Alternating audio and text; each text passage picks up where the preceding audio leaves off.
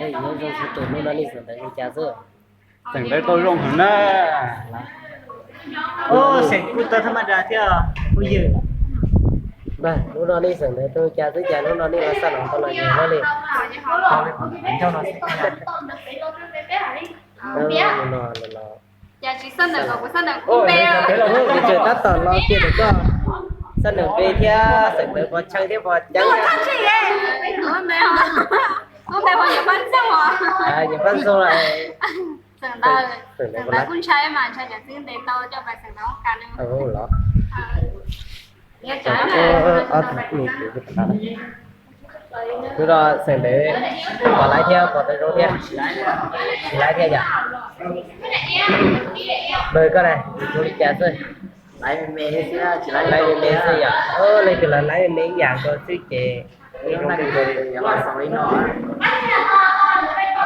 Cứ cái này. Ôi, sẵn có lái rồi chả thế à? Ô, chị cô là. Cậu đi ạ? Chị chơi. Chị chơi gì ạ? Đời cái này. Có lái theo, sẵn tới này. Lấy chị thư. Lái đây chị thư vậy? Bêu đi cha. Về vào này. Qua là dùng kinh cầu. Ê, lúc nào sửa tới phò lái theo, phò chân theo. Chị lái đi, chị hàng bây giờ. Từ tập ra này. Cái đầu đây à? Từ đó này, chị lái đi à? chị lái nào nó có khi mi trên mà ô tôi chỉ quay plua Rồi, đi lại à?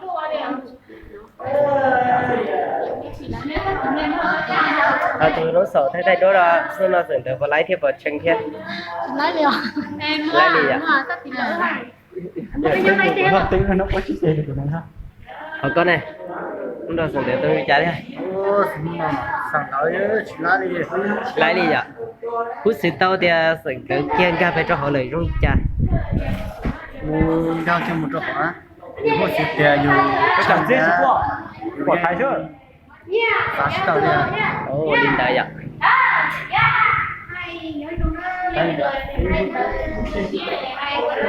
Hay nhớ rồi, lúc đó sửa tới có chơi tiếp, có lái đi trả tiếp.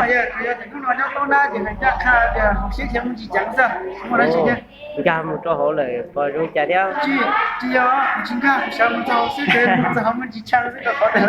Chơi gì ạ? Nhà tôi rô thế bỏ. Tàu mình chứ mình chỉ em mà. Tàu mình chứ mình chỉ thế ạ. Thì tao cho tôi. Cũng nó sẵn tới ta dành chỉ từ là sao lòng. Sao phải đi như thế nào?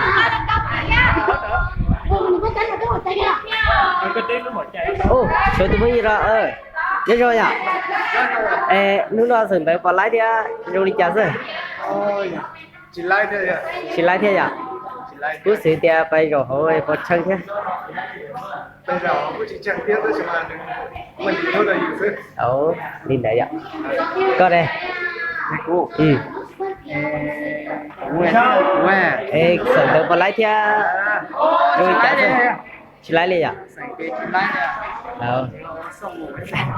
Có đây. Cứ xử tiền ra bay sẵn cho họ lại rồi chả thế họ có chân thế họ có lái thế. Nó lấy cũng chỉ lấy á, cái gì mà lấy mình chỉ đây, cái cũng chỉ kia đấy. Đi đâu cho nó đó. Ôi dạ có sức đó.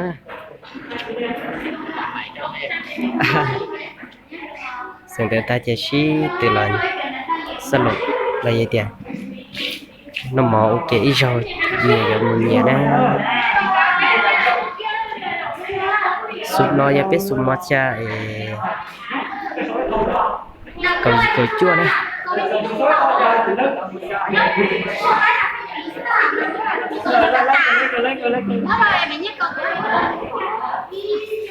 Số còn lấy nó củi ra ha.